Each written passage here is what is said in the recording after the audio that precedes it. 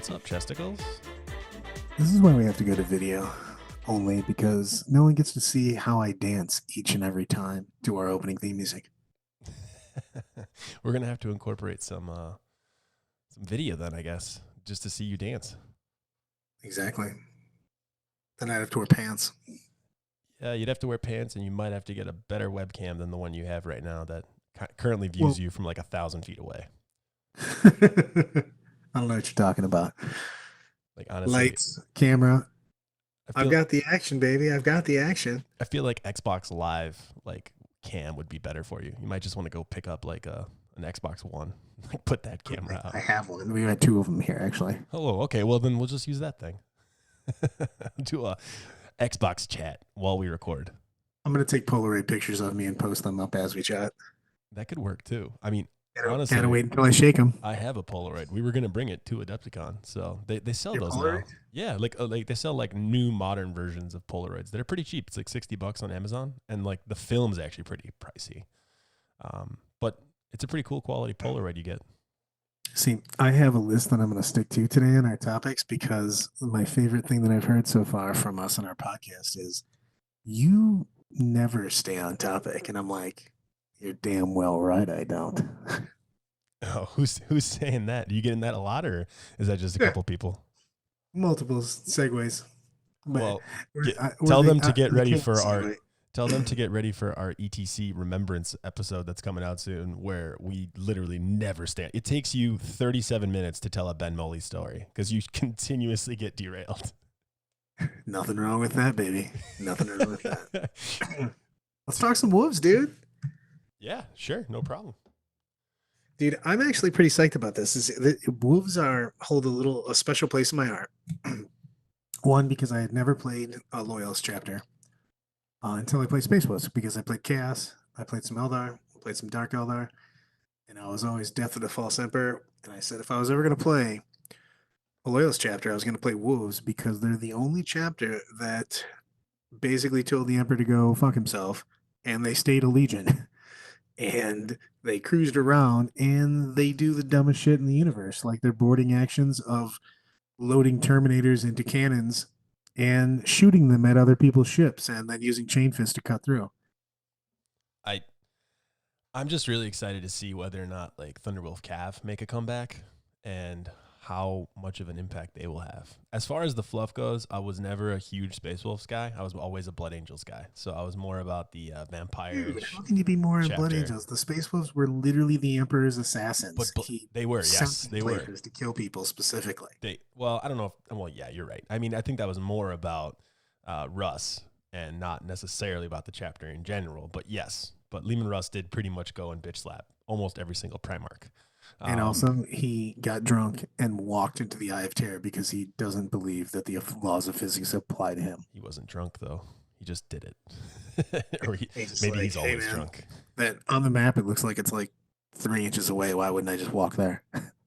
No, but I do like the lore around Russ and how he basically went to make almost every single Primarch conform to like what the Emperor wanted, right? Like Logar is out there like trying to like make the Emperor seem like he's a god, and you know Ragnar, like Russ comes over and he's like, hey, this is not a cool thing for you to be doing. And then like he gets in a fight with Angron, he gets in a fight with obviously the big ones that we know about, which is Magnus on Prospero, and that was a big one. He breaks his back. So but he basically fights with almost every Primarch. Yeah, because he's a psycho. He's basically a biker dude. You gotta love Space Wolves. Why would you wear a helmet when no one can see your sweet tats and your braids, bro? Yeah, let's roll this out. And I think there's a ton of people out there who that one of their first armies was probably Space Wolves. A ton of people who played probably in 4th and 5th and played with like Long Fangs and Thunderwolf Cav and just. If you want to go super old school, 2nd edition, Space Wolf Terminators is all you need to bring. Salt dice. That's pre my time, so I don't remember 2nd edition. That's but late 3rd, 90s. I started in 3rd edition and I played Blood Angels Rhino Rush. And that's why I really missed the Blood Angels aspect. But as far as Space Wolves go, the heyday for me was definitely the Thunderwolf Cav days, where Tony Malave was doing really well at pretty much every tournament he went to with Thunderwolf Cav, and It was interesting to see how brutal that unit was back then, and you can Oh, attach the two lords to it, and just it yeah. was. That unfortunately led us slowly but surely into seventh edition, the dark days of 40K. That's when it totally changed from Thunderwolf Cab to like Bark Star thingy, where it's just a Rockstar. bunch of independent characters on Thunderwolves with their wolves next to them. And But for me, some of the new stuff's really coming out because of the fact that the Space Wolves, fluff wise and army wise, for me, have always been driven by their characters. And their characters, each one, the Wolf Lords, they all have basically epic tales. They have big Beowulf tales, you know what I mean? That's why each um, Space Wolf band is going to be different because it's basically plays like whoever's leading them, because that's the whole point of it, is that they have these legendary heroes from old Norse mythology that lead them into battle, and each warband is different than another one. You know what I mean? yeah, Each one of super these super guys comes Viking down. like, right? What's that? Super Viking like. Exactly. Well, that's the thing, is those they're led by and they play by whoever's leading them. That's their whole fluff, is that that's why I remember you used to be able to have extra HQs in Space Wolves back in the day when we had the old Force Org chart. Yep. And because the whole point is that you're bringing all these guys that are leading these small bands of guys, and they try to fight like him because he's their leader. So every time you have Space Wolves, depending on who you're bringing with you, they should be playing like that leader because they're trying to emulate him going into battle with his epic tales. Yeah, and they've always had like a lot of different ways to play the play the game, but break some of the core rules of the game in the past. Like even like Longfangs taking an extra heavy weapon. I think they had like that lone wolf guy, which is just this badass dude, like all on his own, like being able to fight. Yeah, remember Um, he used to have to die or he lost points. He was like a slayer and even their from scouts. fantasy. Yeah. Oh, Slayer from Fantasy. Yeah. I remember. I know Yeah, what you're where talking about. they had the same thing where you literally lost points if that dude didn't die during the match. Which is hilarious. And It's the amazing. scouts too were awesome. All the scouts back in the days, they used to be able to do a lot of like they were just way better than Yeah. like the regular Marine scouts. Oh, for sure. Let's talk about some of the really the Warhammer community site. Was it cool enough to give us a couple previews? Yeah, you got to see Ragnar's stat line. Oh, dude, he's such a boss. I mean, 7 base attacks. He's rocking out 10 on the charge because he's got Berserker Rage, which is turns the shock assault ability that all Marines have into 3 instead of 1. So that guy is 10 attacks on the first round. Whoo! Yeah, I officially hate him though because he's fighting my orcs. So He is butchering your guys' yeah, orcs. I He's think not fighting them. yeah, He's on the wrecking actual them. website it talks about like his slaughter of some orc war boss and like his entire Nob bodyguard unit. So it's really Yeah, scary. 10 attacks at damage 2, man. He's going to be, damage 2, multiple, buffing his strength up with Frostfang. Yeah, I don't know how big the model is yet too. Do you think he's gonna be on the 40 millimeter base, or do you think he's gonna be on the I'm not same? 100% sure on that because like, and in the days past, he's always still been on a baby model because he was always jumping out of vehicles and shit like that. It's gonna be crazy to see a small little model like that, like just kind of hidden in Just doing inside monster of shit. units. Yeah, it's like, oh yeah, well this guy has Berserker Rage, so he has 3 extra attacks, and I mean Berserker Rage in general is just amazing. I wonder what units are gonna get Berserker Rage and how it's gonna impact the army as a whole because it's Ooh, awesome. I mean, that is a huge keyword. You know what I mean with that. The Yep. fact that it works because it works with shock and salt. So basically, anybody that's just the first round. So whether you charged him or he charged, you're getting it. The ability that I really like, and it's kind of weirdly worded, is Battle Lust. It's when a friendly Space Force unit within 6 inches of this model and not within 3 inches of an enemy unit consolidates, it can move up to 6 instead of 3. So you're gonna kind of have to creatively pull your casualties to make sure that you're not within 3 of somebody so that you can get that big 6 inch consolidate sometimes. Yeah, you're gonna have to try to get yourself out of 3 so that you can go Right. 6. Yeah. But you still got to be within him. So you basically got to be within 6 of Ragnar and then not within 3 of an enemy. Yep. So the thing that you could use it on a lot, obviously, is not even casualties. If you mulch into a unit and just blend them and no one's around you, then you can consolidate 6, which is going to be great for wrapping, getting into different units that Yeah, you I, probably I wouldn't have got in before. I think it's going to be really coming up in multi charges. So you'll have like 2 or 3 units that you can charge, and you'll just overcommit on one, guaranteed that they're all dead after you attack, and then your consolidation for the other one's going to be 6. So if you just put your once you charge, if you just make sure that the other units that you could have got, if you just keep a couple guys like 3.1 away from them, you'll be able to pile in 6, and that's how you're going to get those wraps. Those are going to be super unexpected wraps too, man. Well, in the That's beginning, and then the internet's gonna say, "Hey, this is how this works," and then everyone's Yeah, gonna but be it's like, still "Oh, hard. I okay." mean, like sometimes that still happens. I mean, Tyranids aren't played a ton right now, but think about the fact that tons of the Nins had 6-inch consolidations. It was really hard to plan against that. You know what I mean? Even though you knew it was a thing, just your spacing and everything becomes so much different. Yeah, no, it just gets deeper into the army. Anything that has the ability to move in phases that is not the movement phase is always a strategy that, you know, the better players are going to take advantage of and try to just get farther up into their opponent's grill. So it's gonna be good no matter what. But people will catch on. I'm not sure exactly like what the strategy is against it at this point in time. I'd have to see it on the table, but I think that's how it's going to be implemented. At least is those multi charges where you can't kill all of them, but you can for sure kill one unit and then get a couple guys with 6 inches to wrap another one. Oh, for sure. The crazy thing is that their actual super trait is, I think, the best, and I think this is better than the BA or the White Scars one. So if I'm looking to build, remember the list we were talking about last time we were on, and we were talking about White Scars and BA and pulsers and characters and stuff like that.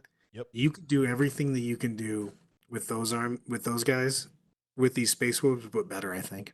I definitely think so. I think they're going to have more support from the characters. I'd love to see a 2 CP, 1 CP strat where you can give Berserker Rage to a unit of intercessors and make them Berserkers.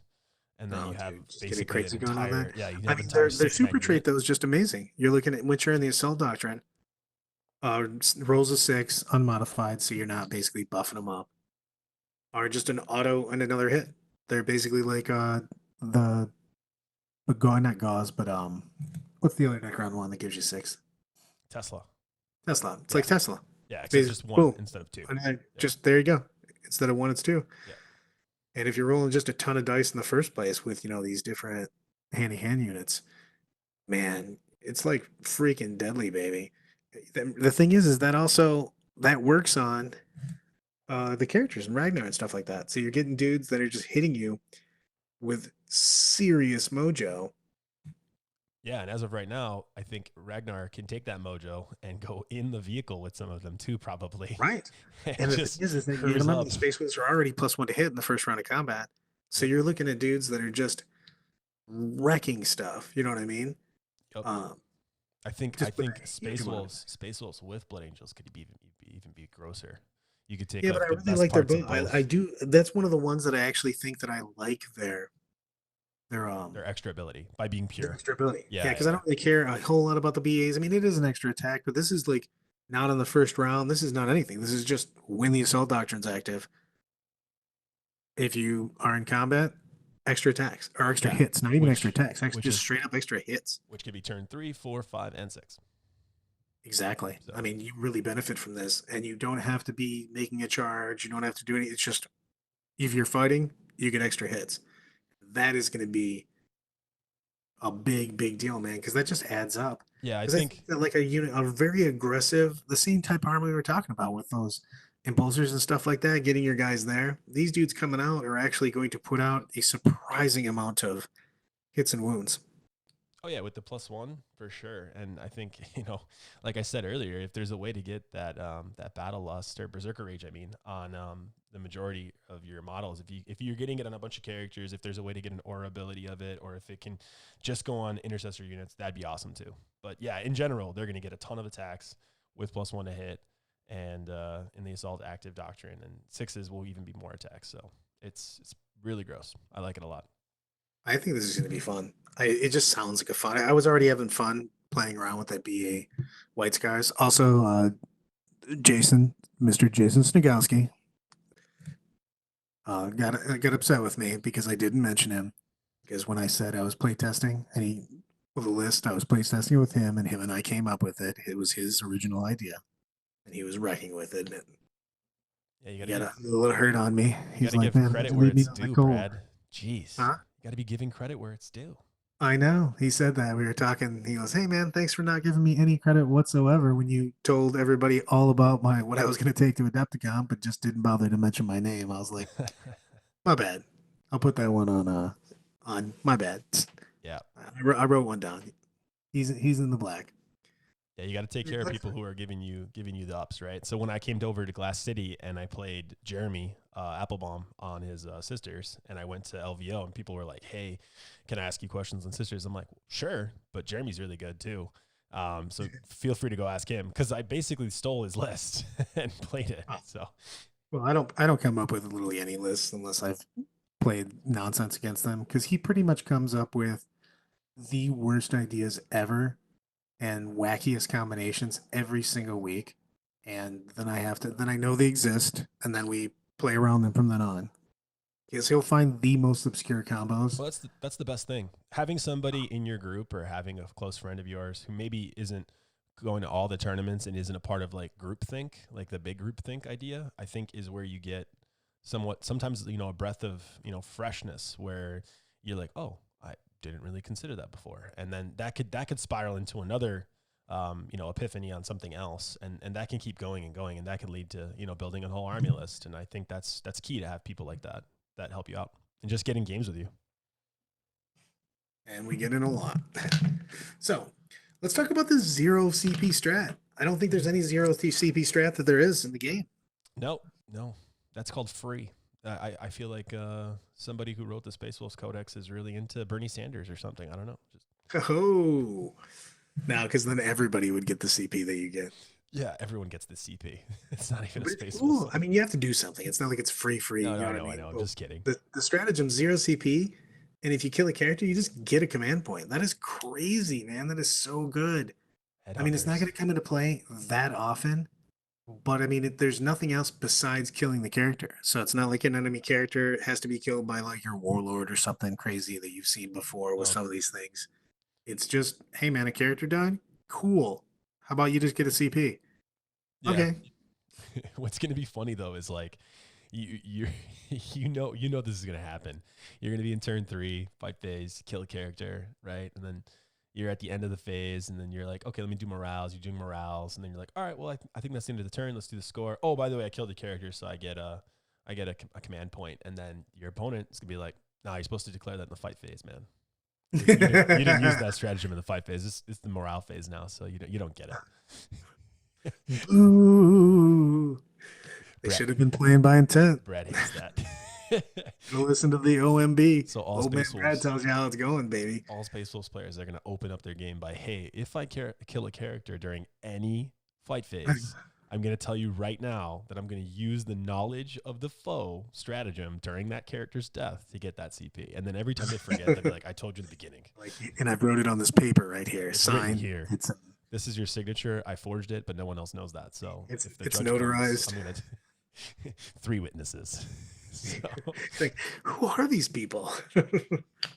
Yeah, no, I would hope that this does happen, and I hope a judge comes to the table and just looks at the guy that's not giving him the command point and just goes, "What's wrong with you, man? What's the ETC problem?" wise, Yeah. Neo would just immediately yellow card them. Yeah, here's your yellow. Go home. Neil, come to the States. But an awesome zero CP strat that I think will 100% be used in almost all of their games, because Space Wolves players are going to get in their opponent's grill. They are going to attack their opponent's characters, and those characters will die, especially if Ragnar has anything to say about it. So, dude, talk about Ragnar going buck wild. It's turn 3. You're already getting extra hits on unmodified 6s. Then you pop the 1 CP Touch of the Wild strat, and until the end of the phase, every time you make an attack with that model, an unmodified hit roll of a 4 does another hit. So basically, 4s give you another hit and 6s give you another hit. yeah, Ragnar's just like, so basically, every I hit 6 would 16 be times. 2. So you are Tesla at that point in time. Yeah, he just goes. I think I hit 16 times. So here's my Well, dude, hits. I mean, like stats wise, somebody's gonna tell me my math is shit, but It's a half lot. of those, no, it's 15. So you've got 10 attacks. You're gonna get half four pluses, so that's 15. Yeah, He's already rerolling ones, and he's hitting on twos. and you get like a 6 too. I think you still Yeah, get the 6, right?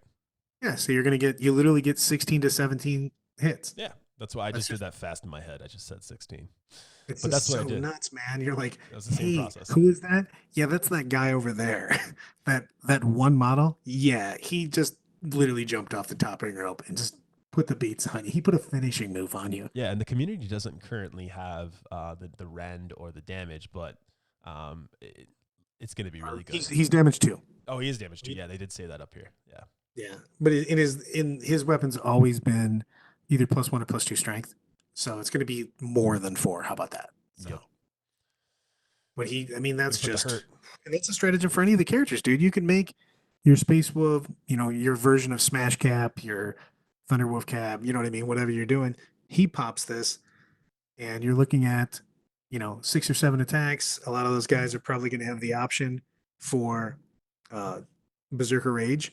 So you're looking at guys that are getting double-digit attacks with something like a Thunderhammer or a version of that. You know what I mean? So those are just going to be crazy dudes when all of a sudden your vehicle gets hit by 10 or 12 Thunderhammer hits. It's like, hey man, that's not cool. Yeah, it's super strong. And don't forget that he'll have probably, all the usual stuff we see with Space Marine characters with the ability to fight twice, fight in death, stuff like that too. So he can get really, really gross. I'm And really excited about this. I haven't been excited about a chapter in a while, but these guys are kind of like they're dear to. Like I said, they're my first loyalist chapter, and I'm just and the thing is Sparky, Mr. Greg Sparks, dug out all my Space Wolf models, and so I brought him over to my house because he was cleaning out the basement. He said, "Get your dirty shit out of my house." I was gonna Go see over how to you were gonna angle that story because it started off like, oh, Sparky, my good bud, brought me my Space Wolves because I asked him, and I was gonna say, no, No, not a no, chance. no. He He evicted. he I got like, evicted. yeah, I he got evicted from evicted the Sparks house. he evicted your models. He almost He drop kicked them evicted out the He said door. your models look so much shittier than my models. They're basically stinking the place up, and said, "Get them out of here." So that's pretty funny actually, but And then that's about what happened. He's like, "Look at all my really good, well painted stuff, and look at your stuff. Get out of here." I'm also But curious to see what the litanies are for the wolves. whoa, whoa, whoa, man.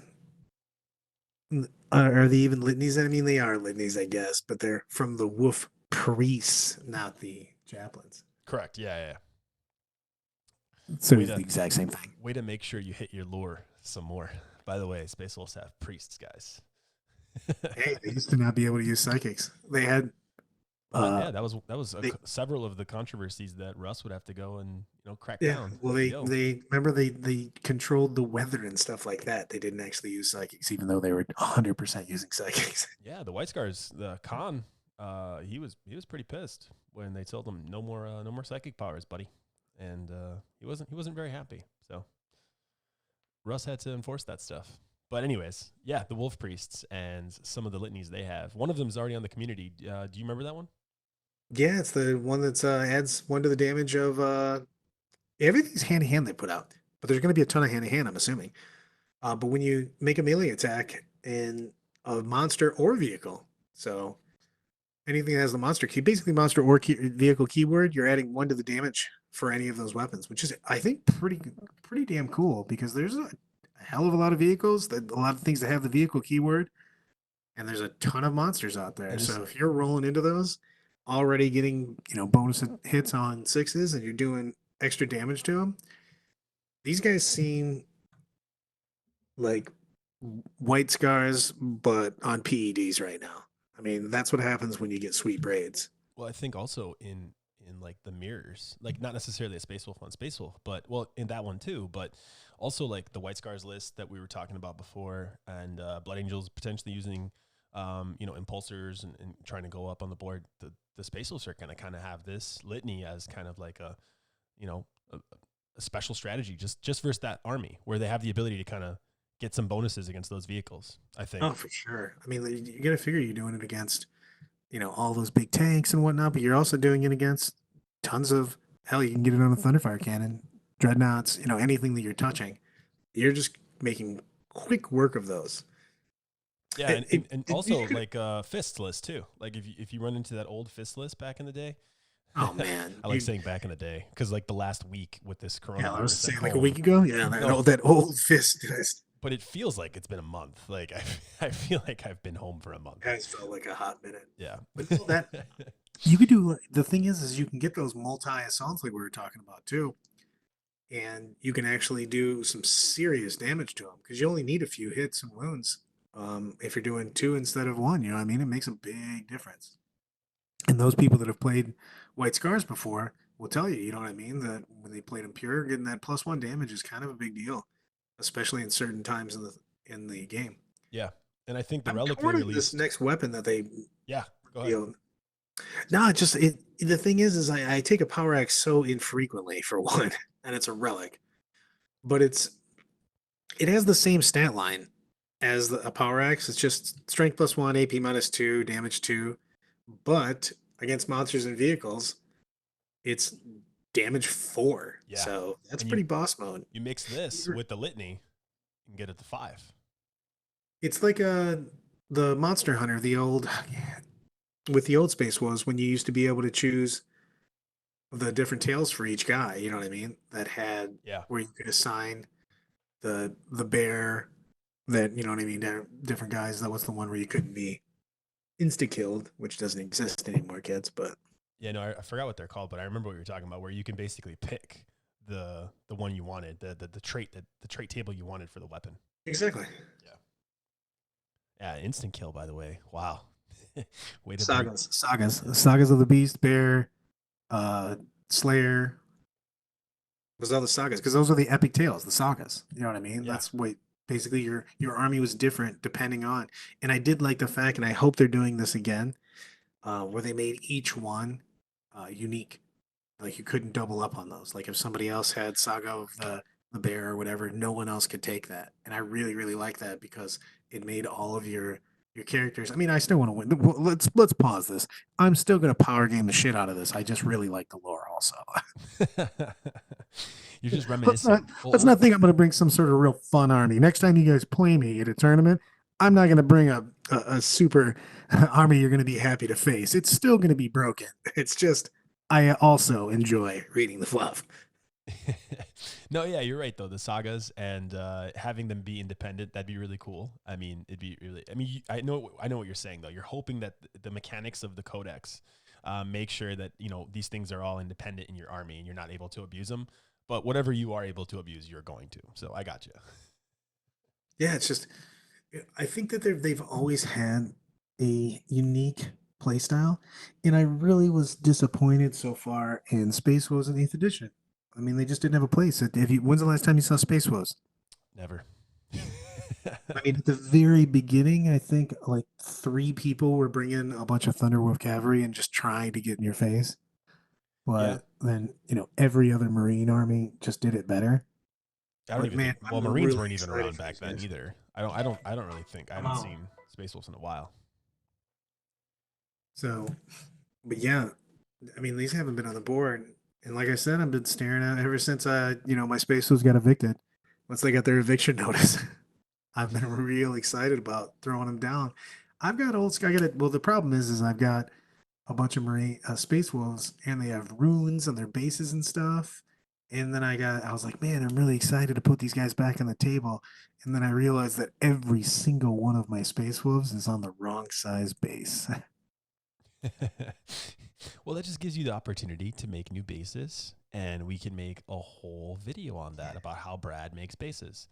You know what I mean? And we can put that online to show the community. People will just watch it and go, oh, this is how not to model. And then I'll just hand them to you.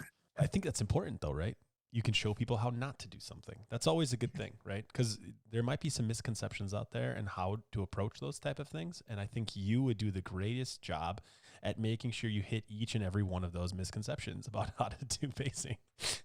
I am excited about showing this to people. I mean, I'll just sit there with my dunce cap on, apparently, while you just make fun of. I get roasted. We'll just invite people over. I'll show up at your house, and you can just have the entire kamikaze crew just sit and make fun of me for like an hour or two while I try putting to model. We I wouldn't, put we wouldn't, we wouldn't go quotations an on it. hour long. We would just keep it at like 15 minutes. We'd give you 5 bases, and you'd base one at a time, and then we would tell you what you did wrong on each one. We'd give you all the supplies you'd possibly need. We'd film it. I don't. You think I could make it 15 minutes without raging out and just smashing whatever I was doing? I think that's part of it, right? So that's a part of the 15 minutes. I'm expecting that to happen. Oh. So, Off camera, you just hear lots of things crashing. Son of a bitch! we'll have some This is hidden cameras so that you think you're off camera, but really you're still on camera. me just dropping elbows on a model. And Okay. this is Brad actually fighting one of his Marines. Depending on the model, that could hurt. I have stepped on quite a few models in my time, and some have actually punctured the skin. I've stabbed myself accidentally with my old Chaos Rhinos back in the day when they all had spiky bits on them. Dude, yeah, those were death traps. Like, Yes, they were literally. also legendarily sharp. Yeah. Yeah. No, I'm really excited that you're excited. I'm glad that you're pumped about Space Wolves. And I hope that you get to put them on the table before the entire edition of Warhammer 40K changes, and maybe they're not even good anymore. I'm not. I refuse to accept that this exists right now. So I want to be in my happy place. Also, I'd like a tournament to happen Yeah. before the world blows up. You know what I mean? I'm also super sick and tired of talking about it, but I mean, it's a real thing, and people are at home, and yeah, who knows when we'll actually be able to really play again. I hope people have the simulator on their computers and playing with friends and stuff if they can't Actually, get that's into one of the meaningful things I games was in. going to talk about. I was just scrolling that down because I have not used that particular. Have you used it? Yeah, yeah, I've used the simulator before. Yeah, you need a pretty good internet connection for it. I have that. Otherwise, it could be really slow. But if you have a decent internet connection, it's pretty fun. It's pretty good. So, as geeked as I am about my Space Wolves, I'm assuming that you're a little more excited about the boys in green. I don't know if I'm a little bit more. You seem pretty excited, so you know all the fluff and everything. But yes, I am extremely pumped about the new Gazgul model and his side buddy, and I'm really excited for the model to come out in general. I just think it's an awesome model. I think the Ragnar model is probably a little bit better of a sculpt, but the Gaz model is just so big and girthy that it's more my style. I love it. I just want to get it and paint it. I can't wait for it to come out. Really.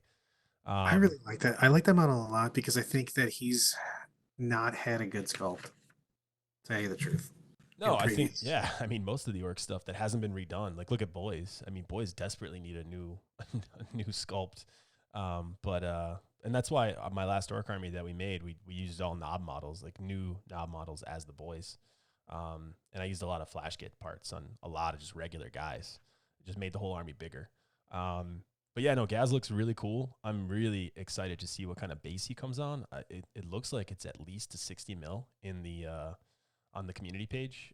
It might even be bigger than a 60 mil actually, because it's just his size next to a boy is just so different. In the Does it? I think is it. It looks like a night base, or like like the night base, Magnus Morty base, kind of. It looks like that. yeah, I think it's a circle, not an oval. So I'm pretty sure it's a circle. I just think it might be bigger than 60. It might be like an 80 or 100 millimeter. So it'd be cool to see how big he gets, especially since he has aura abilities. That I'm assuming he I didn't even keeps. think about the hugeness of his base off that Yeah, because everything's coming off that. He can make a huge aura then. yeah, correct. Yeah, yeah, which is awesome. And then I'm really excited for him, and I think he's going to be a lot of fun to put on the table. And then as far as like the new orc stuff that they released, I think it's a lot of the same old stuff. One of the cool things that I just saw was the ability to blow up a flyer. I thought that was really cool. They have a new strat for 1 CP that just says, "Don't even bother rolling a dice. Your flyer automatically explodes." And if you mix that with one of the flyers, one of the orc flyers, I think it's the Burna. I know that when the Burna dies, it dies anyways on the 4+ now. So if you just spend 1 CP on the strat, you don't have to spend 1 CP to potentially re-roll the 4+, and you guarantee it exploding. And I know it does like 3 mortal wounds to every single unit within 6.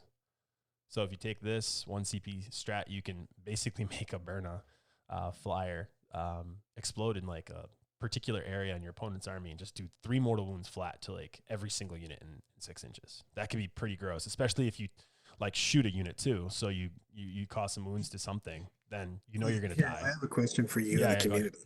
So, you have the strat, and you've got your I want to make my plane blow up strat. Yep. Can you choose? Where does your plane blow up if you're not able to move? Like if you can't use your minimum movement, and then the plane obviously is destroyed. But if you block yourself off, where does it blow up? Oh, that's a really good question. I You know would what I I mean? would 'Cause assume I would where be you willing are. to I would assume suicide where my you plane are. in so that I don't have 20 inches to go anywhere. You know what I mean? Yeah. And I'm pretty sure I blow up right there because I check to see if I can move, and I can't, and then I just explode. Yeah. No, I would agree. I think that's exactly how it would work. You would just literally sit right there, and it would explode because it can't go anywhere. So you can kind of target it then. like Yeah, like that's what I'm saying. purposefully drop somewhere. Yeah, for sure.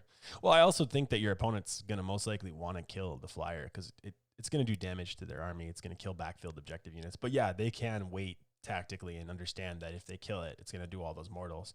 So with your strategy, you can make it so that your opponent can't do anything about it. That you basically guarantee it can't go anywhere. And that could be tough, but at the same time, not necessarily if you get those angles like in the corners. But also, you're really screwing up their movement phase, which I'm okay with too. Plus, that flyer's not that expensive. Yeah. No, the flyers are not super pricey for sure. I mean, I would say I would argue that the orc flyers are a little bit cost prohibitive because you can get other stuff for a better, wounds to points ratio in orcs, especially with things that move fast and stuff like There's that. stuff that's just better. I mean, Yeah. they don't cost a ton, but their efficiency isn't the best. Yeah. Yeah, I would agree. They also released another strat that allows for your looter units or your Burnas to roll 2d6 and then take the higher one. That one's really cool too. And I think that, you could definitely see some looter units spend the 2 CP to make sure that their unit could always get the higher result. So you'd have to roll a 1 or a 2 consecutively in order to get the lowest one. So it just makes the units more efficient. Accepted. Yeah, it just makes the unit more efficient, which is pretty cool. I wish they released a little bit more in the previews. I would like to see some more stuff about the buggies. I really think GW is missing an opportunity with the buggies and just making them a little bit more cost, appealing. So bad right now. Yeah, I mean, they're so bad because of both points and rules. So I think if they were to fix up either of those sides, I think it would work. Like, especially points. I mean, a truck is like 45 points or so.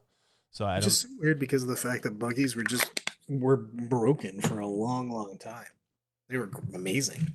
Yeah, and there's no reason why they shouldn't be now. I mean, the models are really, really cool, and I think having them be cool again would be really fun. And you can only take 3 of each one, anyways. So even if they were a little bit OP, it's not like you can spam them. Like, it'd be cool to make them, even if they were to work it together somehow. That'd be really cool too. I can see that happening as well. And like you have 2 different types, but like when they're together within a certain range, they do something extra. That'd be cool. Or like a strat that allows them to like do something when they're together. I think that'd be really cool because that's the whole concept, right? The orc truck boys, orc buggy boys. They're like a together unit that fights, and like very similar to like Mad Max. Yeah, Mad Max. Nice. Just similar to Mad Max, where in Mad Max they're basically like attacking something all together, and like they're jumping up and like trying to spray silver spray paint in their mouth. Speed Freaks used to be great because the bikers, and the fact that you used to get a cover save just because of the fact that their engines are kicking up so much black smoke that they just get a cover save. Yeah. So I'm looking forward to it. I'm definitely excited. I'm trying to manage my expectations. I think I have a feeling that when the new Psychic Awakening book comes out, Space Wolves will probably be the more appealing of the two. That's just kind of what I'm assuming. But Gazgul's rules look really cool, and he looks really cool, and I'm excited to see what else they do. I like the uniqueness of Gazgul's rule, by the way. The fact that he can only lose 4 wounds in any phase. Yeah, that is gross. I mean, you just can't kill him in any. I mean, literally, the guy can't be killed in 2 turns of shooting. He's just 4/4. Yeah. And then he can get some heals. Yeah. And then Yeah, that's a from thing that somebody exists else, in but Sigmar, but has never existed in 40k yet. I just think that's a really wacky thing. I mean, there's certain armies that are going to be able to try to exploit it because then you'd have to kill him in shooting psychic and hand to hand. Yep. Yeah, but if a good orc player has him and you screen him off and you ensure that he doesn't get into combat unless you want him to get in combat, I think that's the first strategy. There's also a strat in the Orc Codex that lets you heal characters. So you can always D3 heal a character, which is pretty Then you could powerful. also pain boy him. With No, you can't pain boy him because he's not infantry. He doesn't have the infantry keyword. Oh, yeah, he's not. Yeah, he's monster. Which, by the way, Space Wolves, they got a couple of cool strats. And We're gonna put the beats on him, except for the fact that he can only take 4. yeah, That's when that's true. someone's gonna like blow the bank on strats and stuff. That like I just did 73 wounds to gas. You're like, I'm gonna take 4 of those. Now I'm Yeah. gonna attack back. Yeah, and murder you. So, no, I think what they did with the model and what they did with the rules for Gaz is awesome. I would just like to see them do something similar to the buggies and improve the buggies really, because I think that's where orcs could shine. I think they have a really hard time right now with boys because Marines just got so much better at combat, and boys are just not good anymore at combat. Too many of them die before you even get to really do much, and they die in shooting and they die in combat. So like the old strategies of like trying to wrap a unit just don't apply anymore, even to like basic units. When they have 15, 20 attacks in like a 5-man unit, you're just losing too many boys. You only have a 6 up, so exactly. Yeah, you're losing too many boys. So I mean, there are valid strategies of, you know, maybe upgrading them to Ard boys potentially, and then getting a better save, but still you're losing you're losing the traits. I like the one that we. If this is another, I'd like to take credit for the army that I took to Nova, but all it was you basically telling me how much of an idiot I was in the airport while we were waiting 7 hours for customs. Yeah, that's super long. When I was trying to explain to you, I want to do this, this, and this, and I want to do it with these 2 armies, and you went, you know that orcs do both of those, all of those things better than anything that you're talking about right there. Yeah, this was pre-Space Marine release. So for anyone who's listening, pre-Space Marine release, orcs were very good at a lot of things. So they were still very good at like just overwhelming their opponent. They just need to be massaged up, and I think that I hope the Psychic Awakening does that though, because things like Tank Busters still good, Ludus still good, Flash Kits, you guys are missing the boat. They're amazing. Yeah, I think things got better after Master of Ambush got changed a little bit, and you can't just put a scent unit in my face turn 1 and then drop a second one on turn 2. So when I go second against Raven Guard, I just auto lose. I can kind of do that though. You can kind of, but not as effective. A little in bit test games, I've already done that with my pregame moves and stuff like that. So I should probably keep that. That should be level 0 information that I only tell people that are close, near, and dear to me. I mean, yes, it is possible to do it with pregame moves as well, but it's tougher. It's a lot tougher, and if the orc player has a decent deployment zone, they can mitigate it quite extensively. And whereas before there was just nothing. Like there was just wasn't possible. You just literally picked up 60 guys on turn 1. So while we were sitting here talking, did you order the battle box? I did not order the battle box. No, I probably will try to just get the Gazgul model on eBay. I'm disappointed in you. I have no interest in any of the Space Wolf stuff. I'm assuming the battle box comes with Space Wolves and orcs, right? Yeah, it's like the Black Reach and stuff like that, where they have half and half. Yeah, and I have a million Space Wolf stuff, so I'm just gonna wait for like a bunch of dudes. dudes. A million? Yes, you could have stopped that statement with "I have a million," and then you could just fill in the blank. I have 0 Gazguls, so I need that Gazgul model. So I'm just literally gonna wait until people go and buy it, and then put the Gaz just on eBay, and then the 15 of me's go out there and like overbid on that model, and we end up paying like $100 for a single model in a box set. But if we ever have a tournament again, I will definitely try to pick that box up as my prize support, and I will just hand you a Gazgul model. You've heard it. I've said it. It is now fact. So it is according to the prophecies. So it is written, so it shall be done. Well, I actually have tournament fever too, and if there is a tournament anywhere nearby you, maybe I'll just show up, beat you, take that box, buy it with my prize support, only take the Gazgul, and give you the rest of the box. Throw the rest of the stuff on the ground. Yeah, just give you the rest of the box, because I don't care about that stuff. Walk away. Don't even say anything. Just walk out of the building. I mean, I've done crazier things. There was a time where my army turned into dust. So That is a real thing. You know what? I'm going to share that one, even though it's going to go against my going down my sheet. But Mr. Baramovich was at ETC. What country were? Is it Serbia? Yeah, it's a Serbia year one. Uh, and he had cast all of his mech guns. My mom did. Yeah, okay, that's true. You had her chained in the basement. With instructions. I gave her instructions. She took care of it while I was at the Toledo practice. Yeah, and after he was done, he didn't want to pack them up again, and he just decided to slam all the models on the ground and destroy all of them. To which he had a crowd of people thinking that he just lost his mind and was destroying his army. I had like 15 of them at the time, so it was just like a bunch of 15 little poofs. It looked like a magician was trying to perform, but like just didn't get enough dust. And like the magician was way too big for the dust circles he was creating. So I would never vanish. I was like a very frustrated magician trying to vanish. So here's what I want to end with today. And I want to get your opinion and hopefully other people weigh in on this. I want us to touch base on what we think in the current meta, if we ever get to play again, what is the tier list of armies right now? We don't have to do all of them, just kind of, the top couple tiers. what are the winning, if you want to go to an army right now, or not go to an army, if you want to go to a tournament right now, what are the armies that you need to be able to beat, and what do you want to play to have the best chance at winning? Yeah. I've been doing some, my own research in that. I think we just talked about Space Wolves. Space Wolves, I think, could be one of those armies. I think they're going to get the same treatment that we've seen Space Marines get and Blood Angels get with these Psychic Awakenings, these new books, these new updated rules.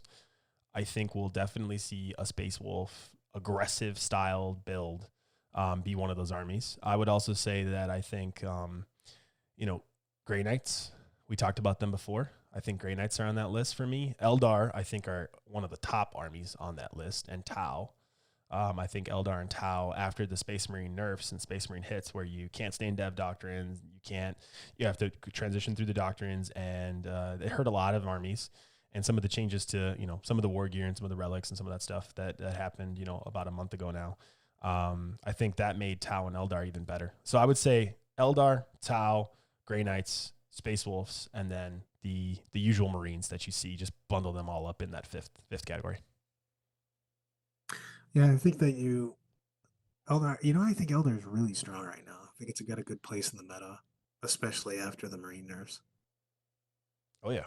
They have everything. I mean, they have the ability to fight where they want, when they want. They can play the outskirts of the board. They can go into the board if they need to.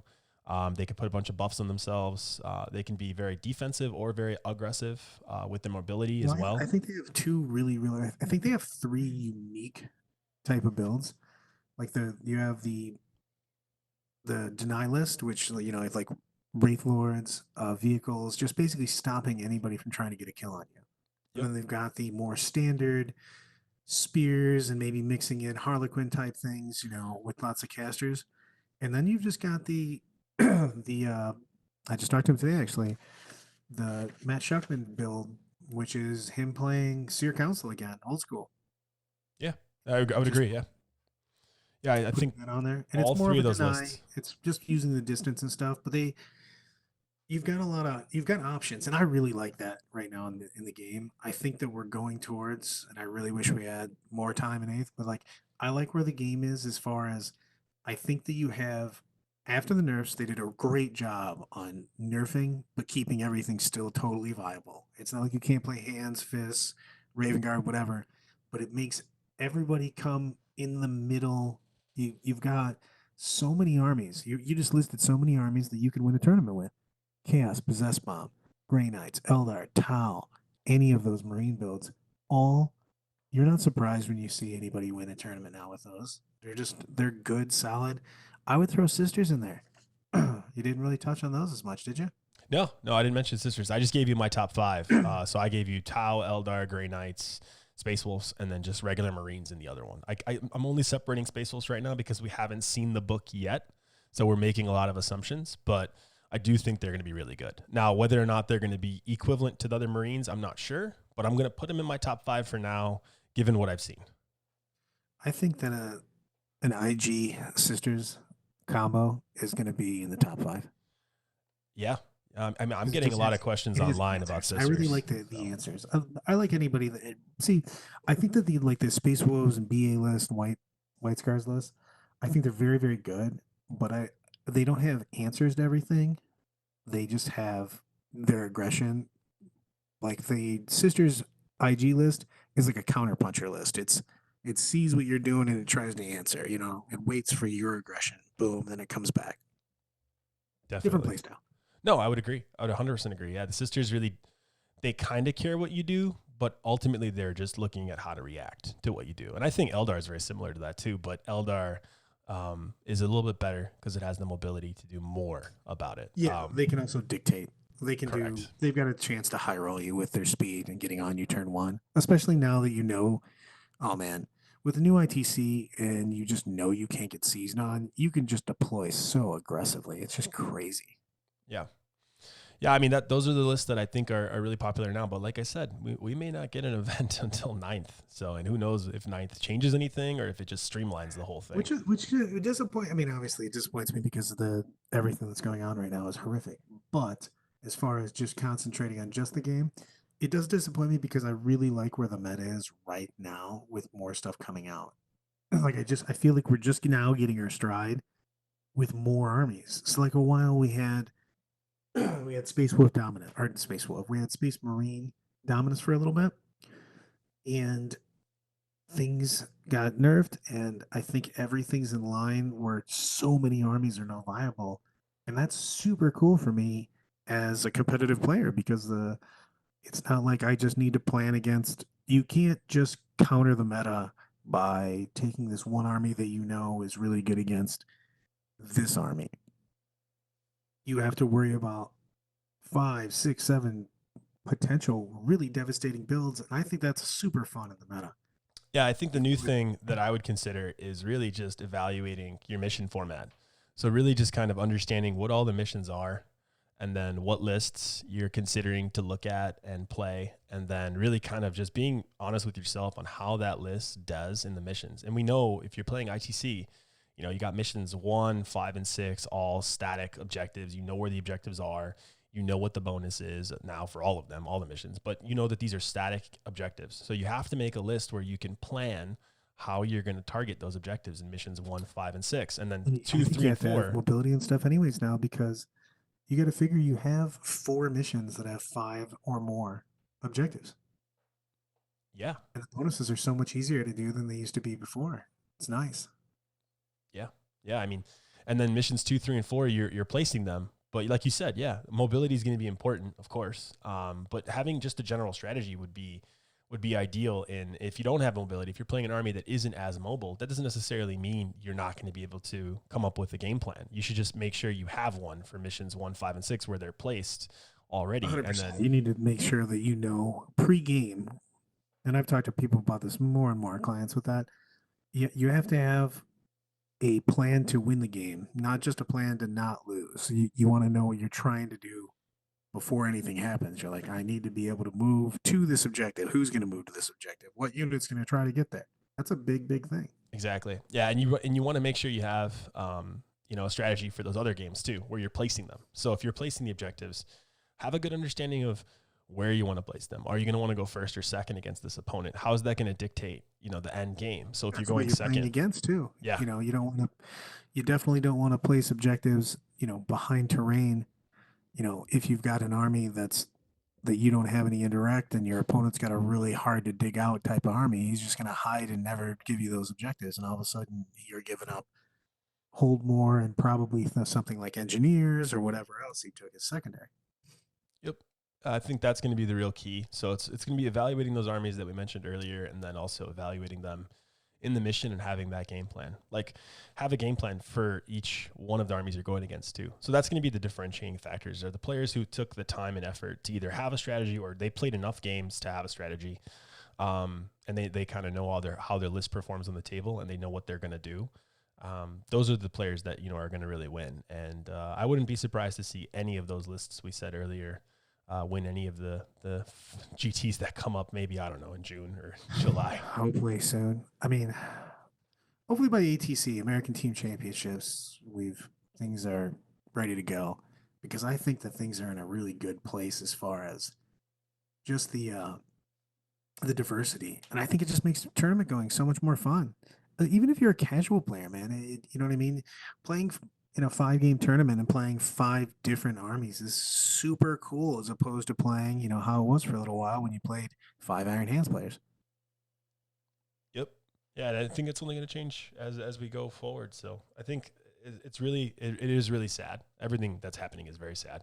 But for the state of the meta, it is a very very opportune time right now. I was looking forward to Adepticon to see what people were going to bring to that, even though it was a little bit different of a format in terms of the singles, but it was still going to be interesting. Yeah, it's still going to be interesting to see what people would have brought. I mean, it's such an oddball. I'll leave it. The Adepticon missions were yes, they were their own animal. Definitely. They were their own animal. Well, I think there was a lot of positive stuff online about them, and then there was some people who didn't necessarily like a couple elements of them. I know I didn't like the fixed stuff, but it is what it is. We're going to move forward, and hopefully as a community we'll have some events get kicked up and start rolling. I mean, we have positive news from both Italy and China. Things are getting back to normal.